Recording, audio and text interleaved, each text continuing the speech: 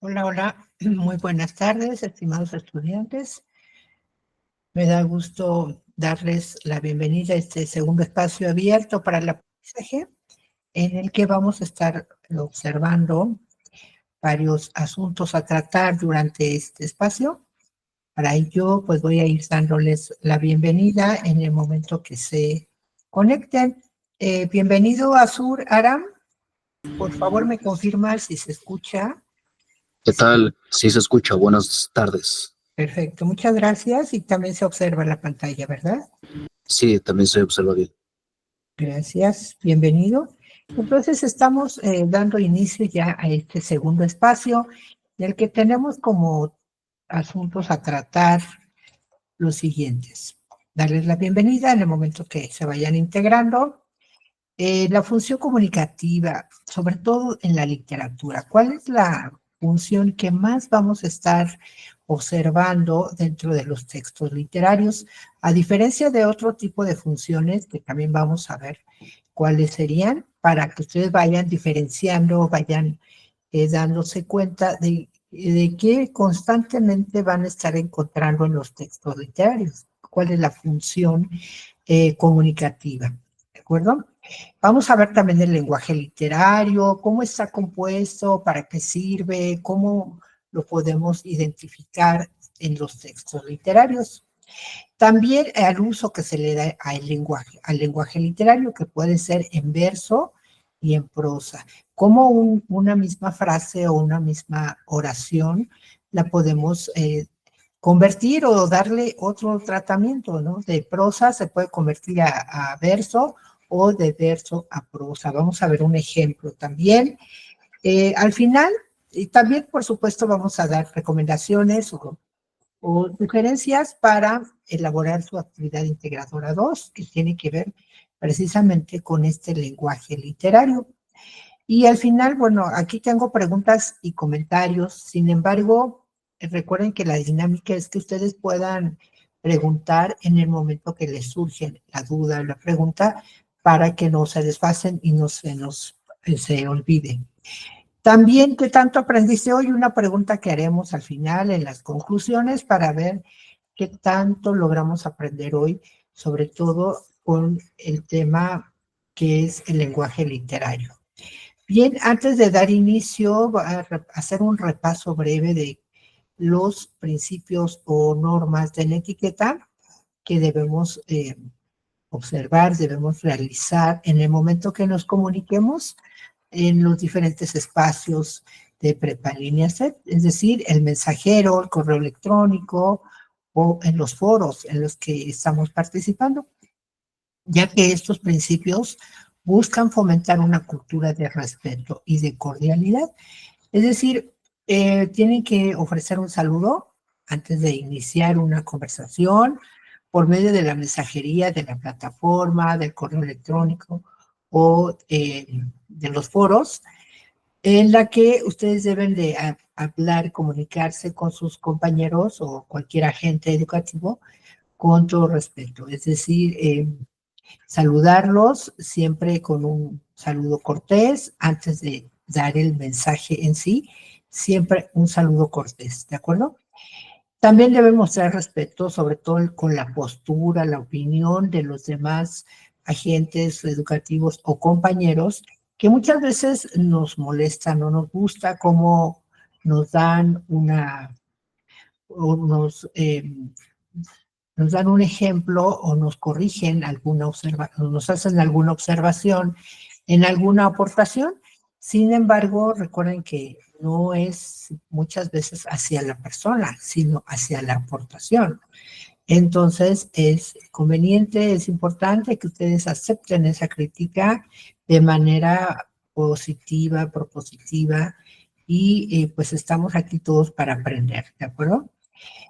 Deben escribir correctamente el nombre de la persona a quien se dirigen, sobre todo cuando a alguien en específico se están dirigiendo, sobre todo ahora en los foros, en el foro Aprendiendo, donde están participando, si se comunican con alguno de sus compañeros, por favor mencionen su nombre. Es una norma de etiqueta que debemos observar.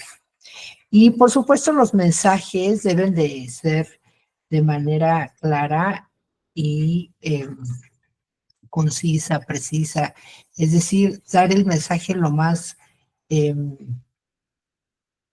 claro posible para que no haya confusiones y se pueda dar una respuesta pues también clara y eficaz. Deben observar una buena ortografía. Estoy revisando sus actividades integradoras de esta semana 1 y 2 y sí estoy observando, en algunos tienen esa debilidad. No solo en ortografía y gramática, chicos, sino también en errores de sintaxis, es decir, como le llamamos comúnmente los errores de dedo, ¿no? Como que cambiamos por ahí las palabras.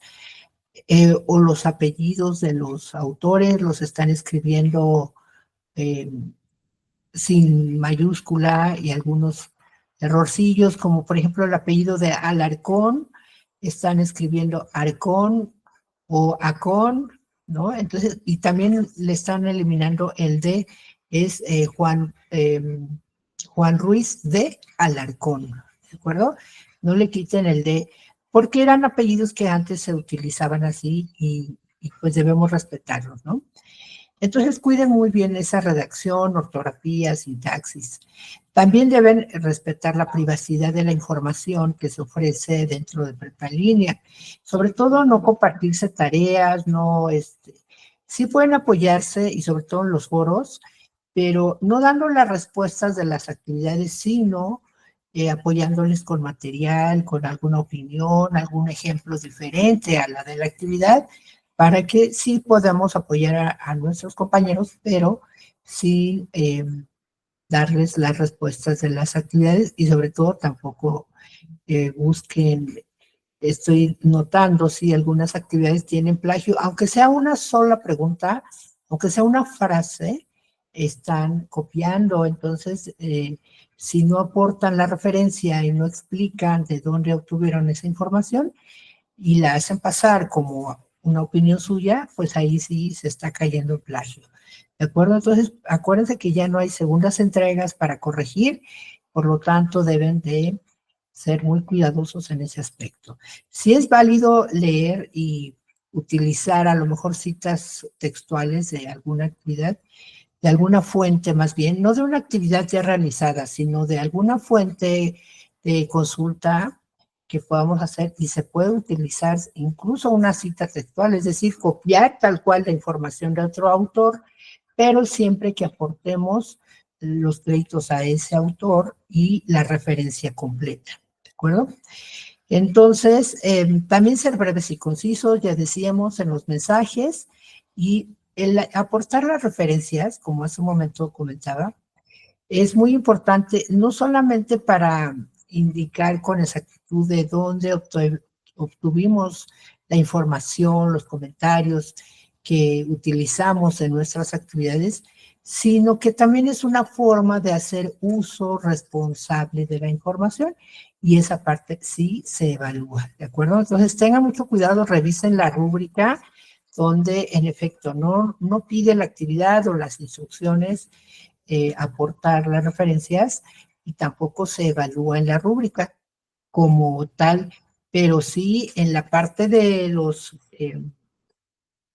donde se califica el uso responsable de la información, sí se solicita que se aporten las referencias. Entonces, por ahí también tiene cierta evaluación, ciertos puntos que se suman o se disminuyen, ¿de acuerdo?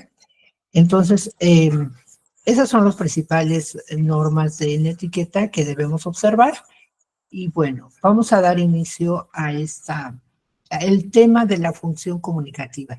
Recuerden que en el círculo de la comunicación contamos con diferentes elementos. El emisor es el que da el mensaje, emite un mensaje, por eso se le llama emisor, a través de un canal y lo que aporta es un mensaje y hacia un receptor. El receptor es el que capta el mensaje y aporta una respuesta y entonces se invierte el círculo de la comunicación. Ahora, ¿para qué nos comunicamos las personas, los seres humanos? ¿Y cómo nos comunicamos? ¿Para qué nos sirve esta comunicación? Bueno, el lenguaje, que es el que normalmente usamos para comunicarnos, es más que simplemente conocer muchas palabras o conocer los significados de estas palabras, sino que para poder captar la intención con la que nos comunicamos, debemos combinar estas palabras, no solamente con el significado, sino también la entonación que le damos, ¿verdad? O el énfasis que ponemos a veces en las palabras para poder captar la intención de ese mensaje. Entonces, si no sabemos cómo combinarlas, pues no tendrán mucho significado, ¿de acuerdo? Por eso es muy importante sabernos comunicar a través del lenguaje. Entonces, aprendemos a formar oraciones y frases escuchando a otros y estudiando gramática. Es la gramática la que nos ayuda a comprender el sistema, la estructura y el significado de las oraciones, ya sea escritas o habladas. Entonces, en esta teoría de la comunicación, los estudiosos de la lengua, en este caso Roman Jakobson, es un lingüista que nos habla de la teoría de la comunicación y nos propone 6 funciones del lenguaje. Si la gramática nos dice el significado del mensaje, las funciones comunicativas nos indican el propósito del emisor que utiliza el lenguaje. Es decir, con qué propósito o con qué motivo utiliza el lenguaje. ¿Qué es lo que quiere lograr con ese mensaje en respuesta del receptor? Entonces, tenemos estas 6 funciones que el autor Roman Jakobson nos sugiere, nos propone. Y aquí puse en verde las 2 funciones que más vamos a encontrar en la literatura, que es la función emotiva o expresiva y función estética o poética. Entonces vamos a ver rápidamente esta tablita donde viene la función, cómo se llama cada función, cuál es la intención de comunicación, cuáles son los recursos comúnmente usados y algún ejemplo, para que ustedes vayan viendo a qué nos referimos cuando decimos intención comunicativa, ¿de acuerdo? Entonces, en primer término está la función emotiva o expresiva. Como su nombre lo dice, la también llamada expresiva, nos ayuda a interpretar las emociones, los sentimientos, los deseos y estados de ánimo del emisor o del sujeto. La función emotiva nos proporciona información directa sobre el tono del emisor.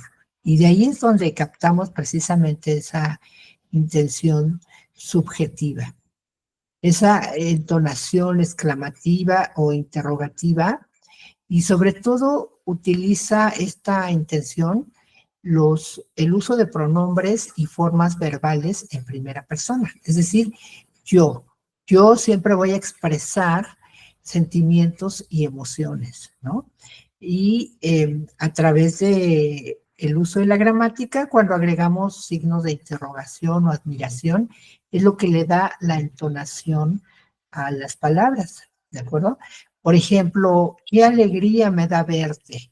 Ahí lo estamos mencionando como una emoción, ¿no?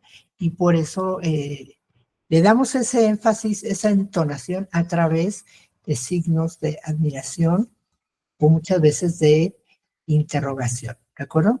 Pero sí se dan cuenta que viene primera persona, ¿no? Qué alegría me da a mí, yo. Me encanta el helado, o sea, a mí, ¿de acuerdo? Siempre en primera persona.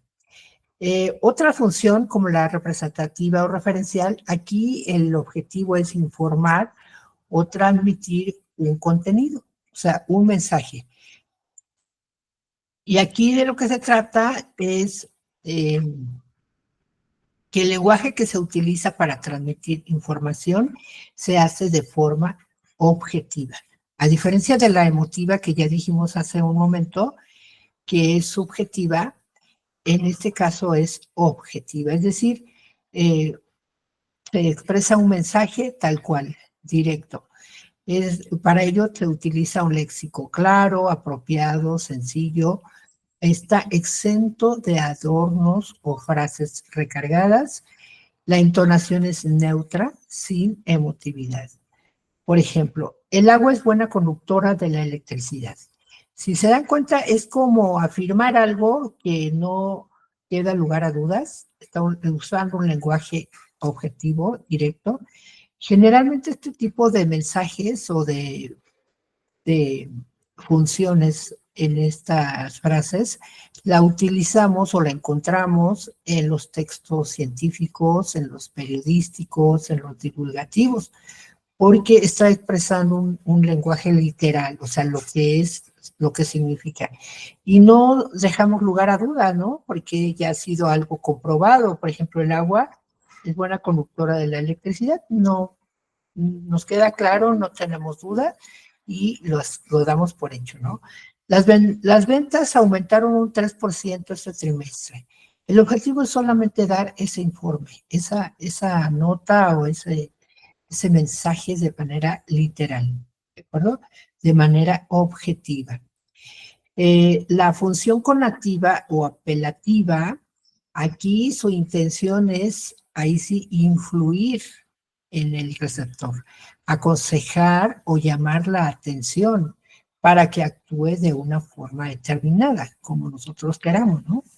Para ellos, el uso de pronombres y formas verbales son en segunda persona, el uso de verbos en modo imperativo, o sea, de orden, de dar una orden, y también se utiliza la entonación exclamativa o interrogativa. Por ejemplo, ¿puedes mostrarle a Juan dónde encontrar los expedientes? O sea, aparentemente es una pregunta, pero también como que estamos dando una orden, ¿no? José, siéntate. Ahí estamos dando también una, una orden, es decir, estamos apelando a que el receptor haga lo que nosotros pedimos, ¿de acuerdo? Entonces, vean cómo ahí puede usarse también, por supuesto, dentro de la función emotiva o expresiva, pero acuérdense que la emotiva siempre es en primera persona y la conativa o apelativa es en segunda persona. Entonces, por ahí vayan viendo las diferencias para que captemos las diferentes formas de comunicación dentro de un texto literario. Otra función que encontramos constantemente en la literatura es la función poética o estética. Aquí esta función tiene que ver principalmente con la función estética del lenguaje, es decir, se refiere al uso del lenguaje para crear belleza, llamar la atención sobre la forma del mensaje y generar una experiencia estética en el receptor. Es decir, provocar sentimientos, emociones, se centra en el mensaje, por supuesto, así como en su forma de comunicarlo. Esto significa que el mensaje puede estar adornado, digamos, con figuras retóricas o como la metáfora o el lenguaje florido, y otros recursos como la rima, la aliteración, el hiperbatón, todas esas figuras literarias que se le llaman así, el sarcasmo, la ironía, todo ese tipo, hay muchísimas figuras que pueden ustedes encontrar en un diccionario de retórica y poética, cada una trae su significado y su ejemplo, y que podemos utilizar sobre todo en los textos poéticos, en la poesía. Y la forma de expresar, decíamos, se centra en el mensaje, pero la forma de expresar. Ya no tanto decir un mensaje literal o objetivo, sino más bien con recursos de la misma lengua que evoquen belleza, que evoquen estética. Belleza es sinónimo de estética. Por ejemplo, las nubes, cual copos de algodón esponjosos, flotan en el azul del firmamento. Vean cómo aquí completamente está este mensaje recargado en la forma de expresar este mensaje, ¿no? Por ello tiene la función poética o estética. Entonces, si el autor quisiera decir de manera objetiva, de manera directa, esta frase, pues tal vez diría, las nubes están en el cielo, ¿no? O flotan en el cielo. Sin embargo, el autor prefiere decirlo de otra manera, utilizando la belleza a través, decíamos, de metáforas, de figuras literarias que componen también parte de este lenguaje literario. Por ello es que, si se dan cuenta aquí, la metáfora es las nubes, cual copo de algodón, es decir, esa comparación de, si nosotros vemos en el cielo, en efecto, estas nubes parecieran de algodón y que están flotando, ¿verdad? Y se ven como esponjosos. Y además, en lugar de decir el autor flotan en el cielo, todavía le agrega, prefiere decir azul del firmamento, porque firmamento es, en este caso, sinónimo de cielo, ¿de acuerdo? Entonces vean cómo aquí la función poética o estética cumple muy bien su función en esta frase. Entonces vamos a ir viendo cuál es el lenguaje eh, por excelencia que se utiliza en la poesía, en el género lírico, sobre todo. ¿De acuerdo? Hay otras dos funciones más, la fática o de contacto. Aquí se refiere a que asegurarnos que el canal a través del cual se establece la comunicación funcione. A través, nos comunicamos de expresiones sencillas, preguntas cortas, para comprobar si el receptor escucha y comprende el mensaje que estamos ofreciendo, ¿no? Entonces, para asegurarse, pregunta, oiga, ¿me oye? O sea, todavía reconfirmamos, diga, le escucho. O sea, también reafirma que se está comprendiendo el mensaje. ¿Cómo estás? Estoy bien, hasta luego.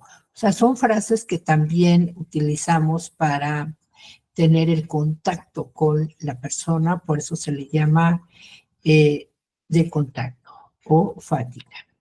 La última función que ofrece este autor, metalingüística, es explicar y aclarar aspectos referidos a la misma lengua, a través de frases sencillas y claras, sin complejidad, términos precisos y concisos y sin ambigüedad.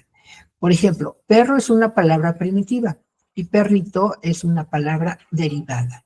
Este tipo de lenguaje sobre todo lo encontramos en diccionarios, enciclopedias, ¿no? O libros científicos donde nos especifican el significado de conceptos de la misma lengua, ¿de acuerdo? Por eso se llama metalingüística, es decir, más allá de la misma lengua, lo que significan los conceptos, las palabras.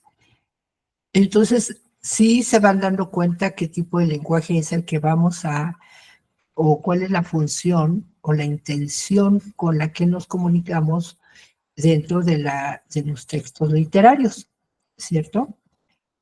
Si surge una duda, por favor, háganla. Yo me voy a estar asomando. Por aquí están sus compañeras, también Carolina. Bienvenida, Carolina. Fátima, Janet, bienvenida. Está por aquí también.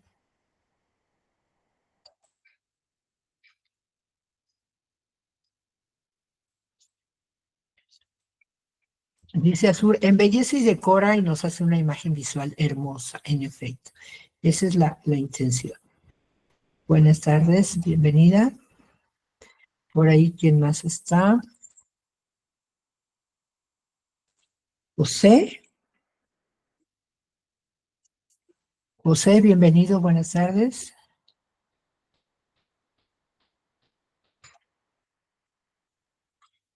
Y creo que nada más. Bueno, entonces continuamos.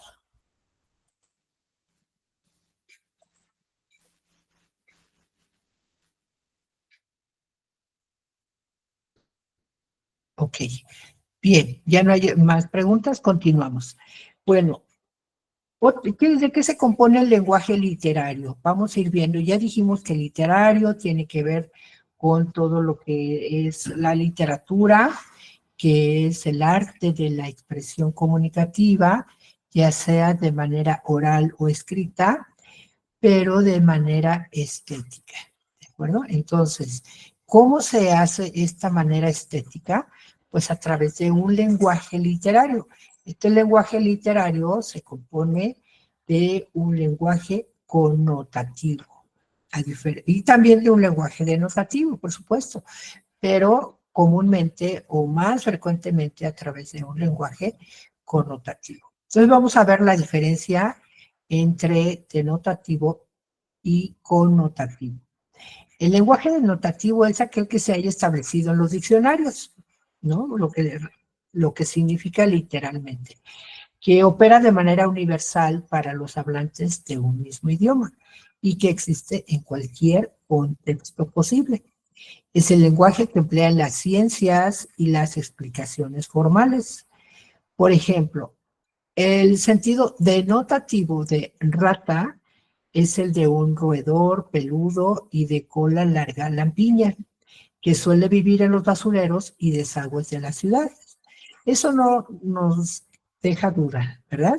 Tenemos claro entonces que la rata es un roedor y es una expresión o un lenguaje, ya decíamos, literal, objetivo, no muestra eh, alguna emoción, sino que simplemente busca dar un mensaje referencial, ¿no? Ya decíamos, la intención es dar el significado real de la palabra. En cambio, el lenguaje connotativo es aquel que funciona con base al doble sentido o la metáfora, dándole nuevos significados y nuevos usos a la palabra. Este sentido suele variar entre las comunidades de habla, entre regiones geográficas, es decir, sí tiene que entenderse dentro de los hablantes, tienen que conocer ese doble sentido que se le da al concepto para poder entenderlo. Y a menudo para captarlo debemos contar con el contexto adecuado, ¿de acuerdo? Por ejemplo, los refranes son un perfecto caso de ello, o también los vocabularios dialectales, pero obviamente que entre los hablantes de determinada región deben comprender ese doble sentido o ese nuevo significado que se le está dando a un mismo concepto, ¿no? Por ejemplo, en Venezuela, en el país de Venezuela, se emplea el término rata para referirse a alguien cruel o malintencionado, mientras que en Argentina se le da el sinónimo de mezquino, avaro o poco generoso. Entonces, más o menos ahí el doble sentido va parecido, ¿no? O sea, se capta tanto Venezuela como en Argentina. Pudiéramos darle un sentido parecido. En México, ¿qué sentido, qué doble sentido o nuevo significado le daríamos al concepto rata? Para ustedes, ¿qué significa rata? ¿Cómo la expresarían en un sentido connotativo? Coméntenme a través del... Dice Azur, ladrón, exacto, ¿no? Generalmente sabemos, podemos decir, ay, no te juntes con ese, es un rata, ¿no? O sea, es un ladrón. ¿Qué otro significado le podrían dar? Dice Fátima, en México se refiere a un ladrón, exacto.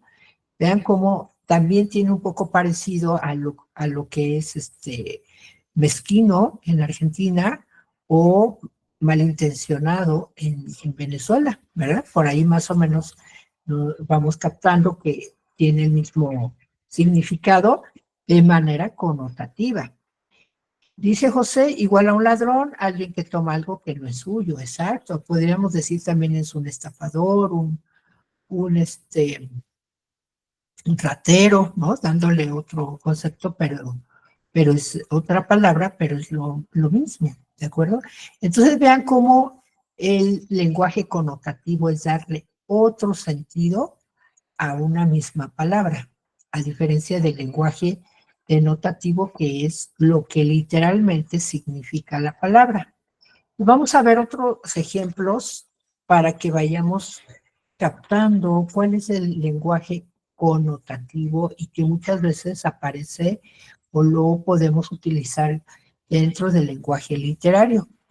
Por ejemplo, el concepto de pájaros, sabemos que los pájaros son animales voladores, emplumados y bípedos. Eso es un lenguaje denotativo, ¿verdad? Pero si le queremos dar a la palabra pájaro otro sentido y lo utilizamos dentro de un refrán que dice, más vale pájaro en mano que 100 volando, lo entendemos, ¿cierto? ¿Qué significaría? Para ustedes, ¿qué sentido o qué significado le darían a este refrán? Utilizando precisamente el concepto de pájaro. Alan Giovanni, buenas tardes, bienvenido. Él dice que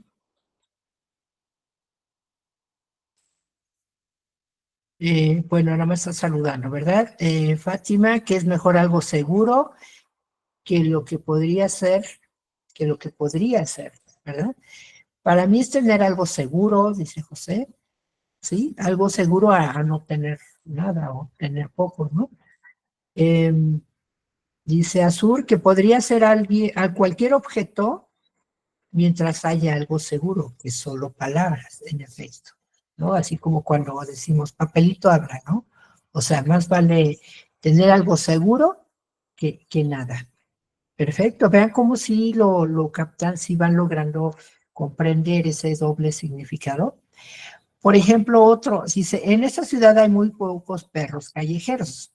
Y si a la palabra perro le damos el sentido connotativo y decimos, en esta ciudad llevamos una vida de perros.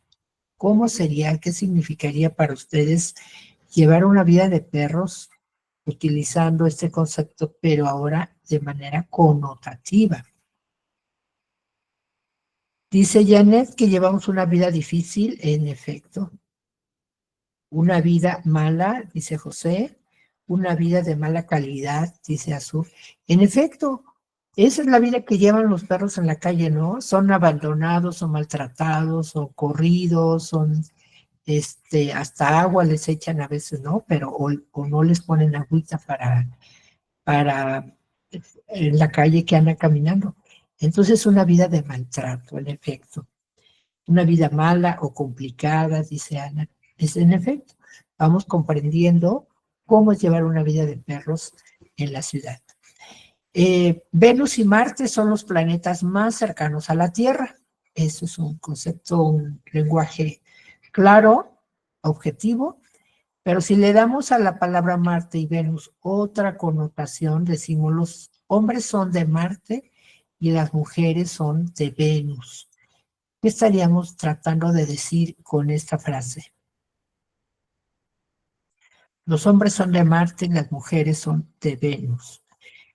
Dice Fátima que a pesar de ser todos seres humanos, tenemos muchas diferencias. Así es, los hombres y las mujeres sí tenemos muchas diferencias, ¿cierto? Aviso. Que somos de razas distintas, dice Azul, pero somos del mismo mundo, en efecto. Venus y Marte son planetas que están en la Vía Láctea, y sin embargo son tan lejanos, ¿verdad? De acuerdo. Digo, más cercanos a la Tierra. Tengo mucha hambre en este preciso momento y a la palabra hambre le damos el sentido connotativo y decimos, tengo hambre de experiencias y conocimientos. ¿Qué estaremos tratando de decir allí?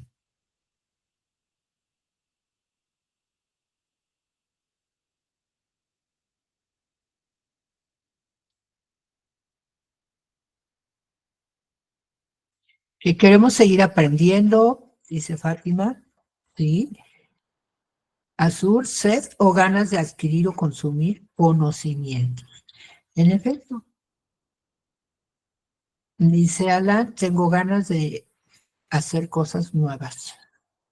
Y José que tiene ganas de salir adelante y aprender nuevas cosas. En efecto, y a lo mejor hasta cabría otro refrán aquí que diría, no solo de pan vive el hombre, ¿no? Sino de conocimientos, de experiencias, de aprendizajes, ¿verdad? Pudiéramos todavía retroalimentar ahí. Muy bien, vean cómo si vamos captando ese doble sentido que le damos a los conceptos. El último dice, el cielo de hoy está repleto de nubes. Y a la palabra nubes la utilizamos en esta frase que dice, Cristina tiene siempre la cabeza en las nubes. ¿Qué significado le estaríamos dando ahí? ¿Cómo lo entendemos?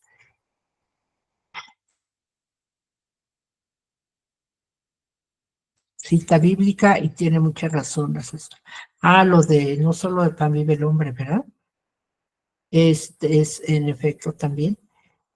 Dice Fátima que está muy distraída, en efecto.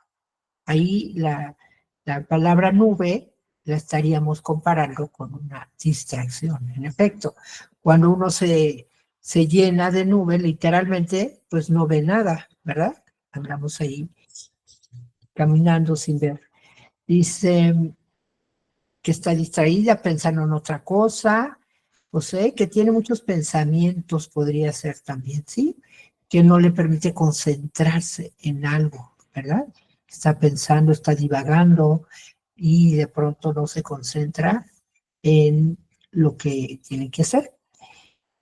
Así es, entonces vean cómo, de acuerdo a la interpretación que le damos al lenguaje connotativo, es lo que va a significar, pero sin salir del sentido base. Eso es también importante. Carolina, perdón, estoy pasando lista también, ¿eh? Bien, ¿algún comentario más?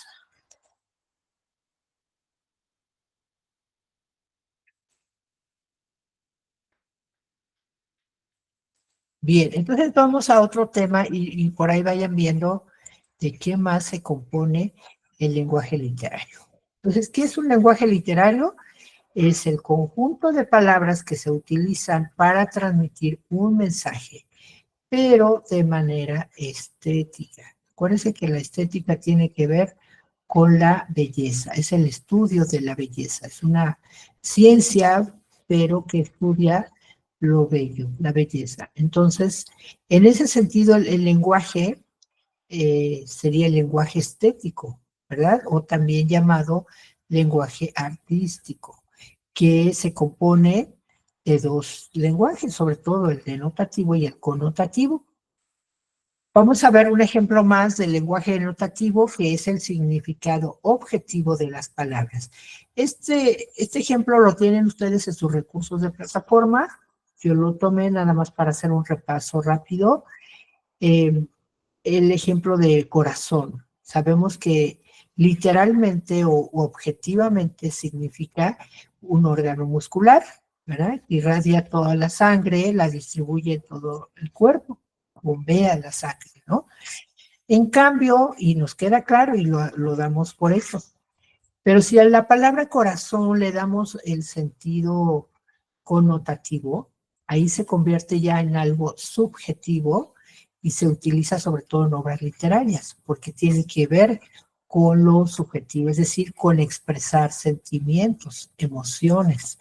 Y entonces relacionamos a la palabra corazón con el amor, ¿no? Entonces, en ese sentido, expresamos muchísimas frases que tienen que ver con el amor. Por ejemplo, te amo con todo el corazón, ¿no?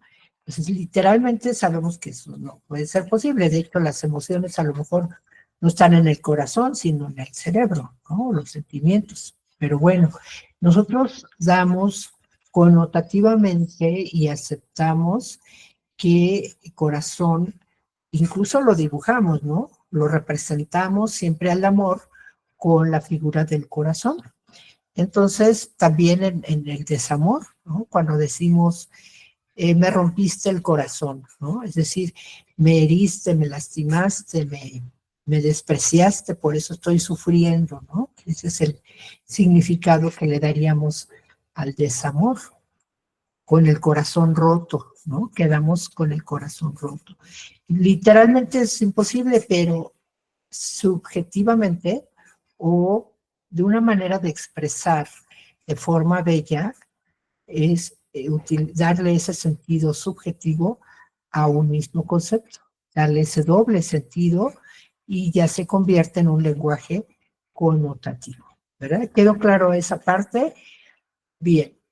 Ahora vamos a ver qué uso le damos al lenguaje, qué formas podemos utilizar también al lenguaje, aparte del lenguaje connotativo, pues le podemos dar una forma de verso o una forma en prosa.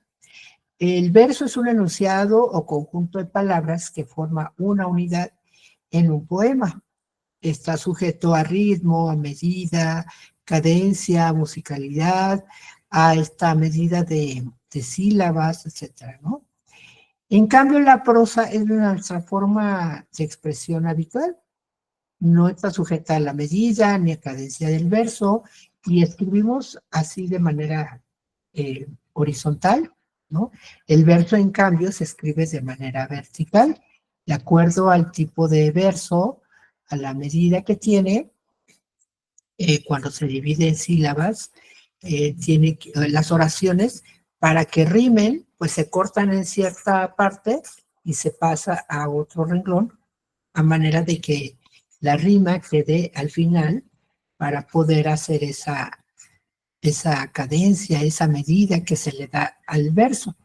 Por supuesto que es una composición del lenguaje pues un poquito más trabajada, más complicada, y se utiliza sobre todo esas figuras retóricas para hacerlo bello, estético, ¿de acuerdo? Entonces vamos a ver un ejemplo de cómo una prosa la podemos convertir a verso.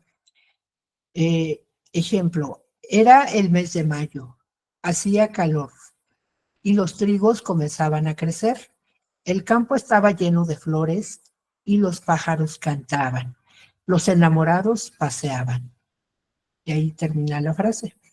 Ahora, esta misma frase la vamos a convertir a verso, utilizando ya el lenguaje literario. Que por mayo, era por mayo, cuando hace la calor, cuando los trigos se encañan y están los campos en flor, cuando canta la calandria y responde el ruiseñor, cuando los enamorados van a servir al amor. Entonces aquí vean cómo la rima está en flor, ruiseñor, amor, ¿no?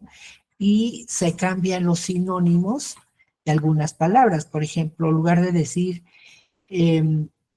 los trigos comenzaban a crecer, aquí dice los trigos se encañan. O sea, encañan, pues era el sinónimo de crecer, ¿verdad? Y están los campos en flor, para decir, el campo estaba lleno de flores. Nosotros lo entendemos más, pero aquí se cambia la sintaxis, es decir, el orden de las palabras o las oraciones para expresarlos de manera más estética. Y los pájaros cantaban, se dice en cambio, canta la calandria y responde el ruiseñor. O sea, ahí hay un diálogo entre los pájaros, ¿verdad? Y de prosa decimos directamente, los pájaros cantaban, ¿no? Los enamorados paseaban, una forma de decir literalmente lo que hacen los enamorados en primavera, ¿no? En cambio acá decimos cuando los enamorados van a servir al amor. Es una forma estética, una forma diferente de expresar algo para que, ¿cuál sería la función entonces del lenguaje literario? Para conmover al lector, para que disfrute, para que sienta ese placer al escuchar palabras poéticas. En la prosa también para hacer consciente al lector de lo que está leyendo, ¿no?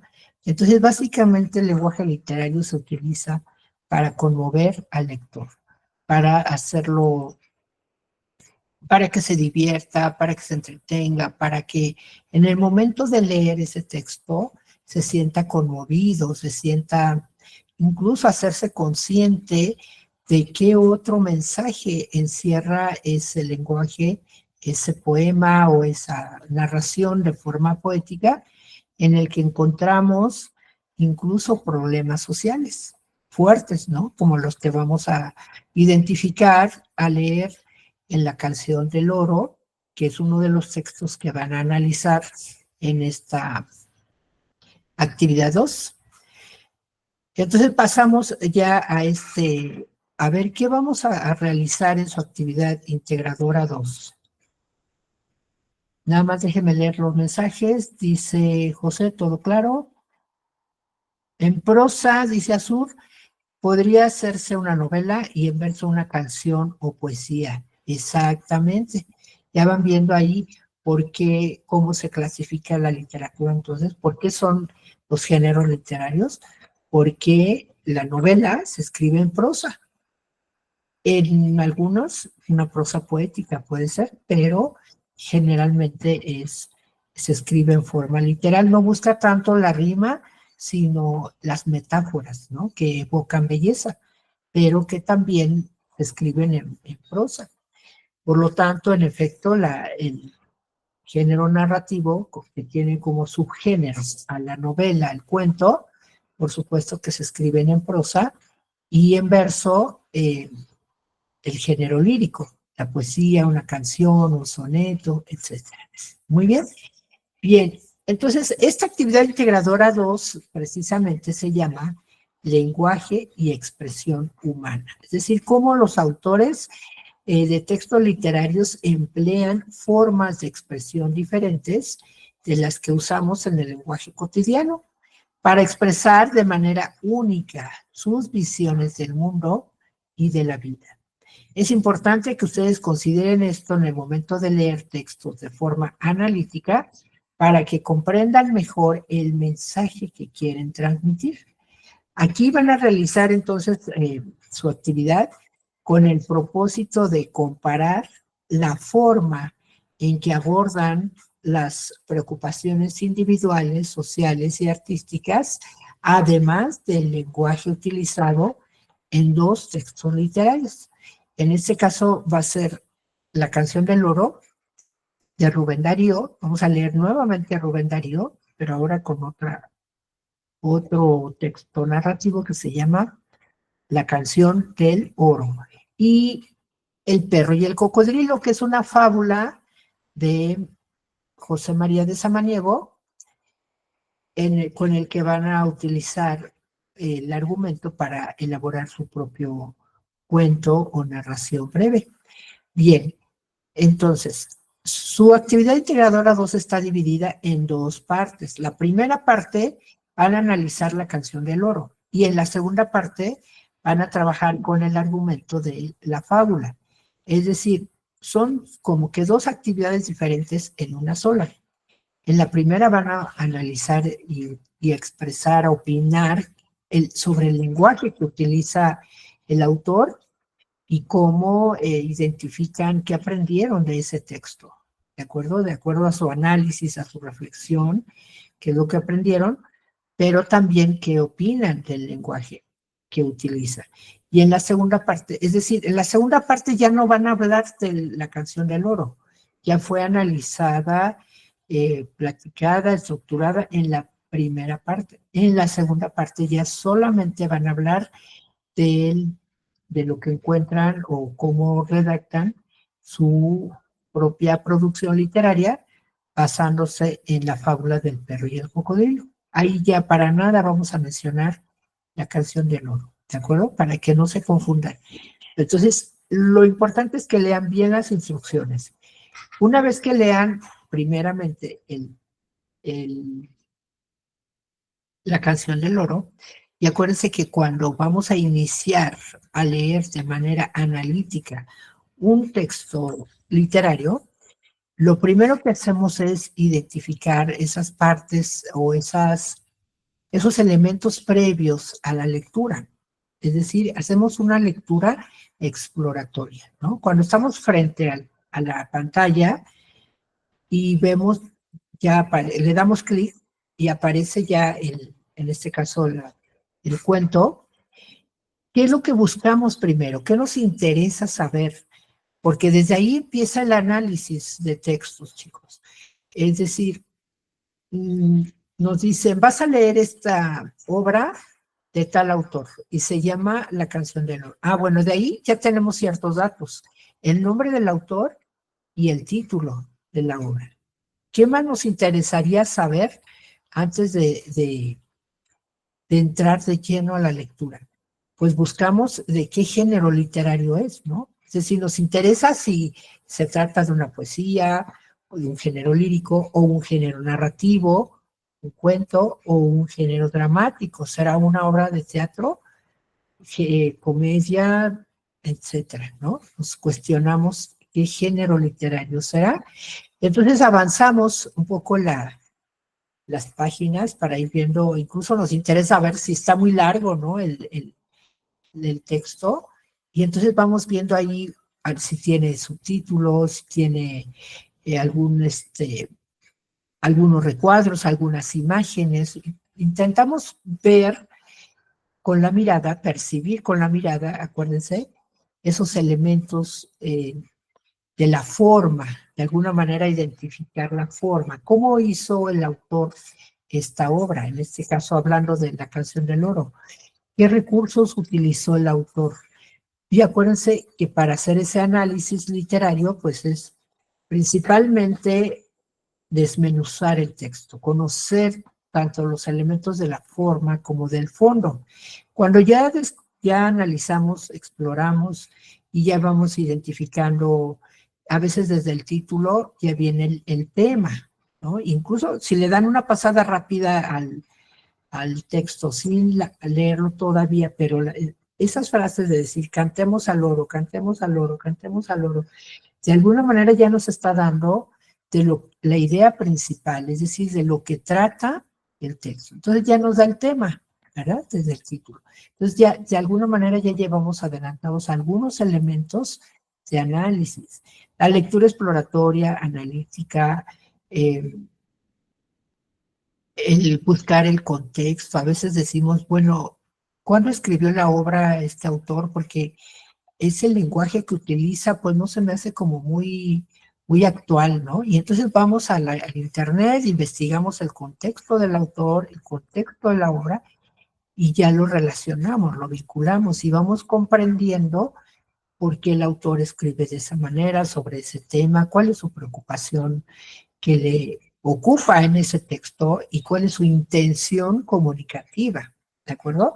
Un poco lo que hicieron en la actividad 1, esa comparación, es encontrando todos esos elementos del fondo, el argumento, el tema, el tiempo, el espacio, los personajes, las acciones, todos esos son elementos de análisis y que nos hacen reconocer el texto, desmenuzarlo, saber de qué partes está compuesto, para después volverlo a armar y decir, aprendí esto del texto, ¿no? Entonces, al conocer todos estos elementos, ustedes van a poder captar mejor qué nos quiso dar a conocer el autor con ese texto. ¿Qué aprendiste del texto? Es la primera pregunta que van a ir respondiendo.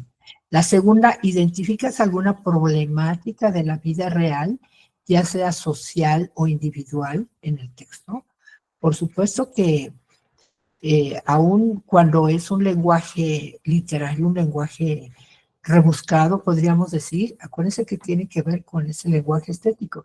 Ahora, si investigamos el contexto de la obra y del autor, vamos a reconocer, y ustedes lo están mencionando en su actividad 1, que Rubén Darío era el padre del modernismo. El modernismo es una corriente literaria, que es una forma de... los movimientos literarios es una clasificación que se hace de los textos literarios, pero en el sentido eh, de cómo escribían los autores, cómo preferían, qué temas recurrentes y cómo era ese tipo de lenguaje que utilizaban para escribir en aquella época, en aquel momento en que se escribió este texto, en el contexto de la obra, ¿no? Entonces nos damos cuenta que Este cuento corresponde a una antología que se llama Azul y que escribió el autor por allá de 1888, época en que se predominaba este movimiento que consiste en una renovación del lenguaje, en agregar esos elementos que hacen un lenguaje exótico, exacerbado, digamos, recargado de metáforas, pero con el afán, ya decíamos, de hacerlo de manera estética. Entonces, cuando ustedes opinen sobre el lenguaje que utiliza el autor, es importante que investiguen más allá, que conozcan cómo se llamaba este tipo de lenguaje, para qué lo utilizaban los autores, qué lograban al escribir con este lenguaje, ¿de acuerdo? Y sobre todo, cuál era la motivación que tenían los autores, los modernistas, para escribir en ese estilo, en esa forma, ¿de acuerdo? Entonces, no nada más se queden con la lectura del texto, sino investiguen más allá de por qué se escribía este tipo de lenguaje, ¿de acuerdo?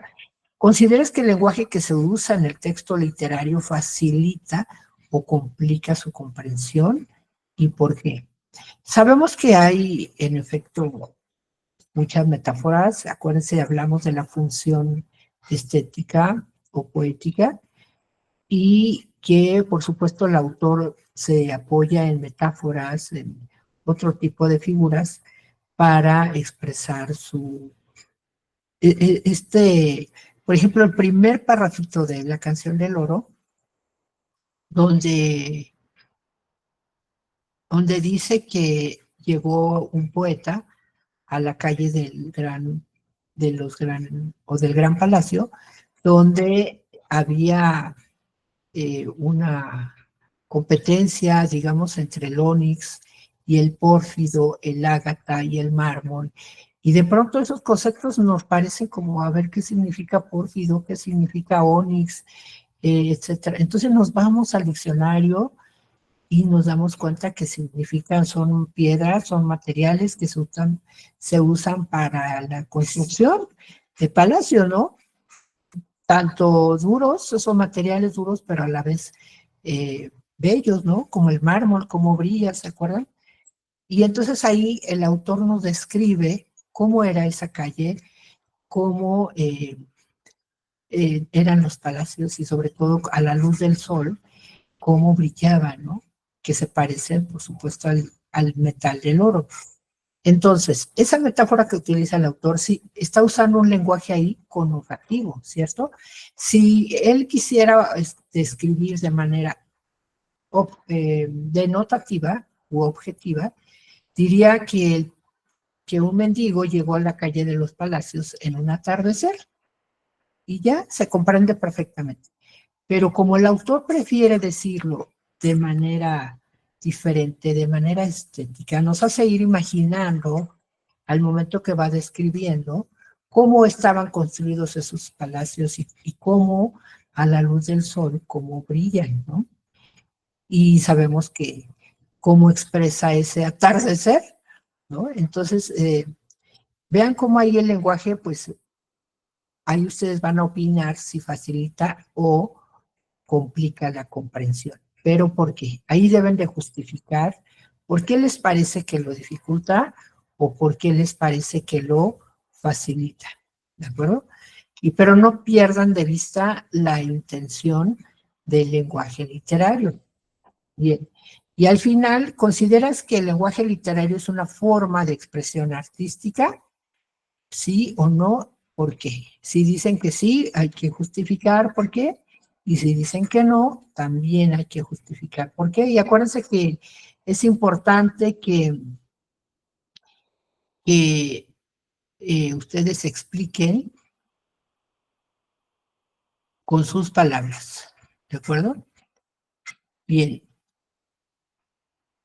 Vamos entonces a la segunda parte de la actividad rápidamente. Y antes aquí hago un paréntesis para pedirles, como se trata de bajar un documento de Word y les pido que lo bajen tal cual. No, sí pueden cambiarle de fondo de color, digamos, en los recuadros naranjas, pero en esos recuadros, dentro de los recuadros van las respuestas. no fuera de, sino dentro de esos. Para eso están esos recuadros. Y sí los pueden agrandar o hacer más pequeños de acuerdo a la necesidad, a la extensión de la respuesta, pero no lo cambien, chicos. Traten de no cambiar este formato, tratar de utilizarlo. Les sugiero que integren o incluyan una portada con su nombre, el grupo, la fecha, el nombre de su asesora virtual y el nombre de la actividad, ¿de acuerdo? Para que pues le den la imagen y aparte ustedes, es una forma de defender su trabajo, de firmar que ustedes están haciendo esa actividad, ¿de acuerdo? Y para que yo no me confunda al momento de calificar, a veces bajo varias porque hay respuestas que son parecidas, pero como ya en la nomenclatura también no le pone nombre a veces, ya no sé ni de quién es, ¿de acuerdo? Entonces, por favor, los datos son muy importantes. No es motivo de evaluación, es una sugerencia, pero que también es una forma de defender tu trabajo. Bien, en la segunda parte van a leer una fábula. Una fábula es un texto breve en el que se narran acciones de personajes que regularmente, generalmente son animales los que participan, y la característica de la fábula es que contiene una lección, una moraleja, un aprendizaje a través de las acciones de los personajes. ¿De acuerdo? Entonces, también es importante que lean el contexto de Félix María de Samaniego. Es un escritor que también es considerado el padre de la fábula, porque él escribió grandes cantidades de fábulas y obviamente todas narradas por personajes animales y todas tienen su moraleja, ¿de acuerdo? Entonces, vayan relacionando el contexto del autor y la obra para que entiendan mejor si qué sirve o para qué sirve una fábula. Sin embargo, aquí lo que van a considerar nada más es el argumento, es decir, de qué trata el perro y el cocodrilo. Y lo van a narrar de manera primero cotidiana en el inciso A, donde van a hablar de la trama del texto, pero de manera normal, como si se la contaras a alguien, como cuando narran una película, ¿no?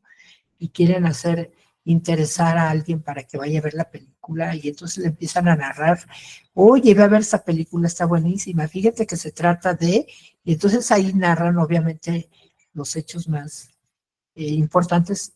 En el caso de las películas, pues no contamos el final, ¿verdad? Para interesar a la persona, pero en este caso sí van a narrar de manera, con un lenguaje cotidiano, de qué trata la fábula, ¿de acuerdo? Como si se la contaran a un amigo.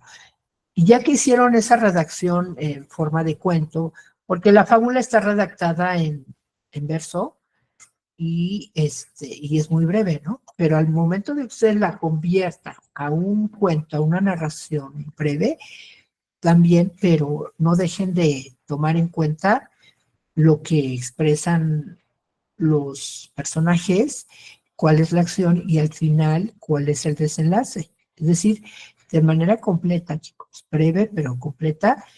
Y en la segunda parte, ese mismo texto, esa misma narración que ustedes escribieron, la van a volver a escribir, pero ahora utilizando un lenguaje literario. Es decir, usando lenguaje connotativo, ya puede ser en verso, en prosa, como ustedes elijan, de acuerdo al género que elijan ustedes o el subgénero, pero también tratando de utilizar figuras literarias, sinónimos, a manera de que se exprese de manera estética, ¿de acuerdo? Que su lector se sienta conmovido, alegrado al leer esa forma de narrar lo que le pasó al perro y al cocodrilo, pero de una manera, incluso sinónimos de perro, sinónimos de cocodrilo, ¿no? ¿Cómo podríamos decir perro o en en otra forma? Can, a lo mejor, sabueso, no sé, cocodrilo podría ser caimán o no sé, incluso describirlo, ¿no? Cómo era. describir, por ejemplo, en lugar de decir a la orilla del Nilo, bueno, una corriente bajando o ese gran caudal bajando en la ladera de la montaña, no sé, agregarle un poquito de su cosecha, claro, sin salir del argumento real, pero sí agregándole esas descripciones a manera de hacer un texto estético, ¿de acuerdo? Es su primera producción literaria de ustedes, tal vez. Pónganlo en práctica, traten de ponerle ahí emoción, ¿no? Subjetividad, estética, pueden investigar cómo expresar una frase de manera bella, pero que sea de su propia producción, chicos, que sea de su propia cosecha, de su propia imaginación, de su propia creatividad literaria, ¿de acuerdo? Ahora, de estas dos narraciones que hicieron, una en lenguaje común y otra en lenguaje literario, de estas dos de ustedes es de donde van a obtener el fondo y la forma que van a expresar en la pregunta 3. Se refiere a las dos redacciones de ustedes, no a la canción del loro y a la fábula, no. De la fábula lo que obtuvimos solamente es el argumento. Y cuando ustedes lo convirtieron a un texto, ya es de ustedes, ya es una adaptación, una producción propia, y por lo tanto se refiere a que ustedes hablen de cuál es el fondo y cuál es la forma de las dos narraciones que ustedes hicieron, ¿de acuerdo? Ahí lo dice claramente. En los textos que redactaste, o sea, tú, cuál es el fondo y cuál es la forma. Justifica tus respuestas. Y ya sabemos que el fondo es hablar de las ideas, emociones, sentimientos que expresa el autor. Y la forma es qué estructura le dio, qué género literario usó, qué tipo de lenguaje, cómo le dio el autor tratamiento al lenguaje, en fin.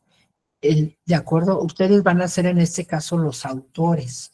Por eso deben de expresar qué recursos utilizaron en su fondo y en su forma, ¿de acuerdo? Y al final, esta experiencia precisamente de escribir en lenguaje cotidiano y en lenguaje literario, lo que les produzca, ahí es donde lo que les haga sentir, es donde van a poder expresar cuál tipo de lenguaje les gustó utilizar más, el lenguaje literario o el lenguaje cotidiano y por qué. ¿De acuerdo? Siempre justificar sus respuestas. No se queden nada más con decir si me gustó, no me gustó, sino por qué. ¿De acuerdo?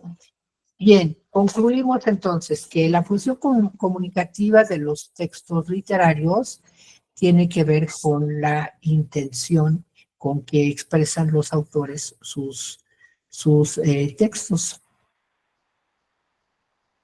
Antes de continuar, déjenme leer. Dice Carolina, ya terminé las dos actividades y la verdad en lo personal sí se me complicó mucho, porque yo tengo dislexia grave y tengo que leer muchísimas veces para entender el texto.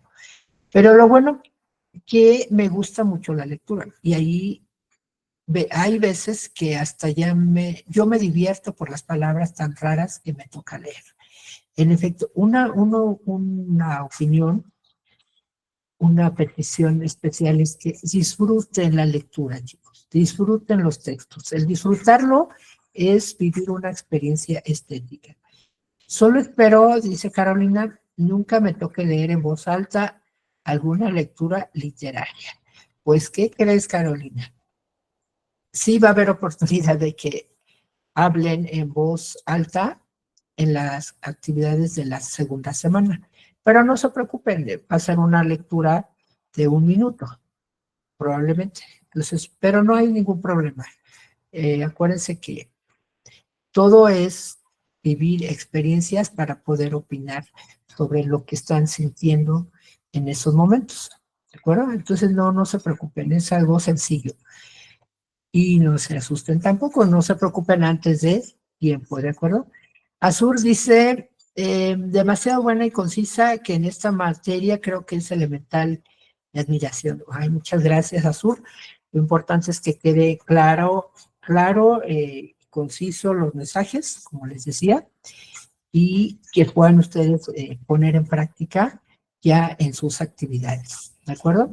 Bien, ya para ir cerrando, les decía que vimos que es el lenguaje denotativo, que es la forma literal objetiva de expresar un mensaje, y en el lenguaje connotativo, ahí ya es darle otro sentido a la misma palabra, pero que debe ser reconocido geográficamente por los hablantes a los cuales nos dirigimos. Y tanto el lenguaje denotativo, connotativo, es lo que compone un lenguaje literario, además de las figuras retóricas y además del uso que le damos, ya sea en verso o en prosa, es lo que compone el lenguaje literario. Ahora, acuérdense siempre, en las conclusiones, es ¿para qué? O más bien esa pregunta que les hago, ya para ir cerrando los que no han participado por ahí, sobre todo, ¿para qué nos sirve el lenguaje literario? Es muy importante no perder de vista este punto. ¿Para qué nos sirve? ¿Para qué usar figuras retóricas? ¿Para qué utilizar el lenguaje connotativo? Y se dan cuenta, nosotros, sobre todo los mexicanos, somos muy dados a hablar en doble sentido, en forma connotativa, ¿no? Incluso con metáforas, incluso con expresiones, con números, ¿no? Por ejemplo, preguntamos a alguien, ¿cómo estás? ¿Cómo te encuentras? Pues hay 2, 3, contesta alguien, ¿no? Hay 2, 3. O sea, más o menos bien o más o menos mal. Pero ¿cómo se nos da contestar en ese sentido? Entonces, si se dan cuenta, estamos utilizando el lenguaje literario diariamente en nuestra comunicación, en nuestras conversaciones. Entonces, van a ir viendo ustedes esa ventaja o esa utilidad que le damos a la literatura en nuestra vida diaria. ¿De acuerdo? Dice Azur, gracias por su guía, demasiado buena y concisa. Ese ya lo habíamos leído, perdón. Dice Azur también, crear obras de arte, obras de teatro, dar el arte a manos llenas y complacer a nuestro espectador y hacerlo llegar a lo que podemos llamar en la literatura un clímax. Al borde del asiento y queriendo un poco más con este hermoso caso. En efecto, es la intención del lenguaje literario. De mi parte, dice Fátima, no hay ninguna duda, por el contrario, esta sesión ha sido muy aclaradora, con una manera de explicar de su parte muy excepcional, sin lugar a dudas. Pues qué bueno que lograron captar esta comunicación de forma clara y espero que este aprendizaje lo incorporen en sus actividades. Ahora, si les surge una duda, por supuesto, pueden dirigirse al mensajero, comunicarme para que yo les otorgue alguna explicación más, algún ejemplo y sobre todo algún material que les sirva de apoyo. No tengan duda y estoy para apoyarlos, para servirles y continuamos con estas actividades, ¿de acuerdo? Muchísimas gracias. Ya vamos a ir cerrando. Por supuesto, tienen su punto. Dice Fátima, la literatura es una forma para poder expresar sentimientos y emociones de manera oral o escrita. Y a lo mejor aquí agregaríamos a través del lenguaje literario, ¿verdad? Entonces, para eso nos serviría, para expresar sentimientos y emociones. Y como decía Sur más adelante, o más atrás, perdón, con el que podemos llegar a un clímax, en efecto. Es como ya el punto álgido, cuando ya la emoción se desborda y queremos ya que haya un desenlace, ¿no? Como en las películas de suspenso. Llegamos a un clímax que ya queremos que se desenvuelva ese conflicto. Muy bien, Alan, para expresarnos o transmitir emociones por medio de la lectura, así es. Y esas emociones, por supuesto, que conmueven al lector, lo distraen, lo divierten, lo hacen consciente de una situación. Muy bien, muchas gracias, quedó claro en qué consiste el lenguaje literario, para qué nos sirve. Ahora abórdenlo en sus actividades, en su actividad integradora 2 sobre todo. Bien, muchísimas gracias. Nos vemos el próximo lunes a través del foro de novedades y con el saludo. Y en la próxima sesión voy a ver cómo quedó la votación para programar sus próximas sesiones de espacio abierto la segunda semana en el horario que haya decidido la mayoría. ¿De acuerdo? Bien, si ustedes tienen alguna, si no han votado, por favor voten, acudan al apartado, definamos nuestro horario para que podamos coincidir en horarios. Muchísimas gracias, Alan, Azur, Fátima, Carolina, José y nada más. Por ahí si me faltó alguien, comuníquenme por favor para no dejarlo sin su punto. Muy bien, gracias. Hasta pronto, que tengan una excelente tarde y un bonito fin de semana. Chao.